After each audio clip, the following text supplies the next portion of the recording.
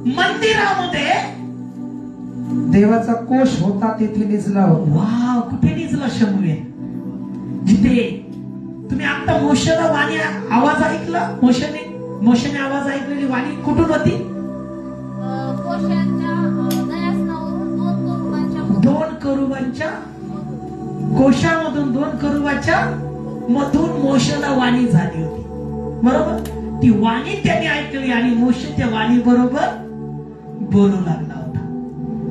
तुम्ही पण ज्या ज्या वेळेस देवाच्या भवनात येता, परमेश्वर तुमच्या बरोबर बोलतो आणि तुम्ही प्रार्थना करून त्याच्या बरोबर बोलता.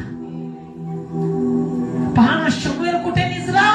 कराराच्या कोशापाशी मंदिरात निजला होता.